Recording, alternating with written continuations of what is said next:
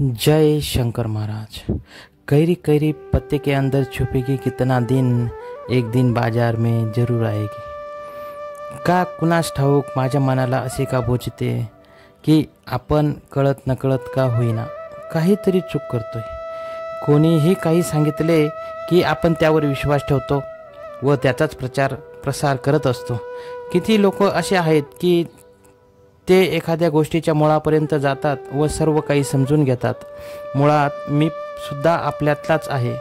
मला पण हेच माहिती होते की सोशल मीडिया, वर्तमानपत्र, ग्रंथे, पुस्तके, कादंबऱ्या जी काही लिहिली गेली आहेत त्यातील सर्व माहिती 100% बरोबर असते। पण 100 मधील 1% माहिती जरी चुकीची असली तरी सर्व काही चुकीच्या दिशेला वाटचाल सुरू होते व त्याला जबाबदार आपणच ठरतो।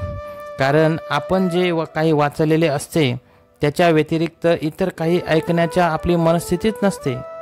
शंकर महाराज यांच्या सेवेकऱ्यांमध्ये पण असेच चालू असल्याचे स्पष्ट दिसून येते। शंकर महाराज यांच्याबद्दल अधिक माहिती नसताना किंवा केवळ पुस्तकांच्या आधारावरून किंवा कोणीतरी काही सांगितले आहे म्हणून काहीतरी सांगायचे हे मात्र साफ चुकीचे आहे। शंकर महाराज यांनी जन्म घेतला तो जगाचा उद्धार करण्यासाठी। शंकर महाराज यांचे वडील चिमणाजी बाबाजी हिरे अंतापूर हे कट्टर शिवभक्त होते। त्यांना महादेवाशिवाय अन्य कुठलेही देवप्रिय नसे।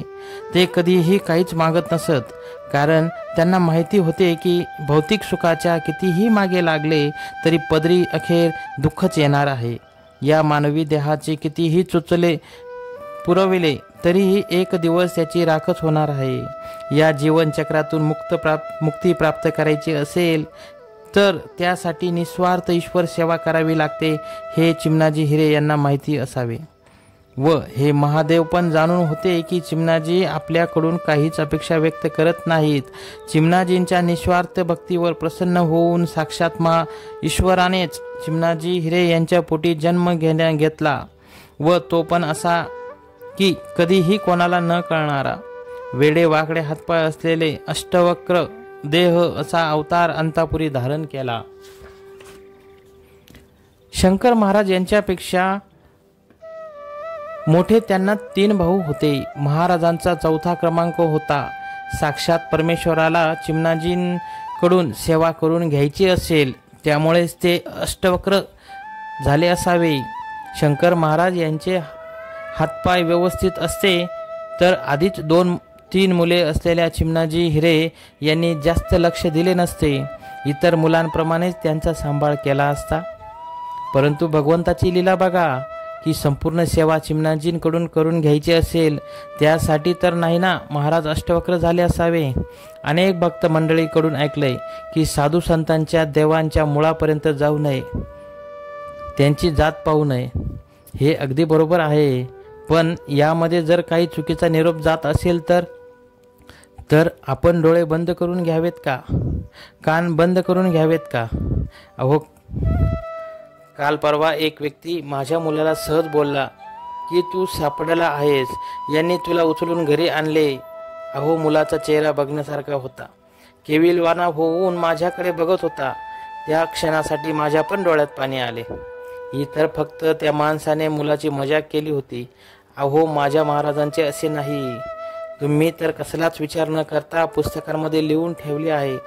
म्हणतात की शंकर महाराज वाघांच्या सहवासात सापडले, प्रकट झाले। विचार करा, माझ्या महाराजांना काय वाटत असेल? चिमणाजी बाबाजी हिरे, पार्वता आई यांना काय वाटत असेल? आणि ही महाराजांची माहिती सांगतो ती काल्पनिक कथा नसून भाट लोकांनी दिलेली माहिती आहे। बहुतेक सर्व समाज बांधवांमध्ये भाट असतो, तुमचाही असेल।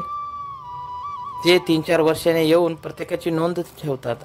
आज पण आपल्याला 2-4 पिढ्यांमधील लोकांची नावे माहिती असतील, पण आपल्या भाट लोकांना विचारा, ते तुम्हाला 10, 12, 15 पिढ्यांची माहिती ती पण सत्य देतील।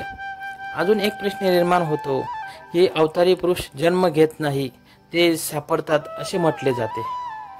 मला एक सांगा, पवनपुत्र हनुमान, श्रीराम भगवान, श्रीकृष्ण भगवान, ज्ञानेश्वर महाराज हे कोण होते? यांनी जन्म घेतला आहे ना, मग आपल्या महाराजांबद्दलच असे का चुकीचे लिहून ठेवले व तेच सांगितले जाते?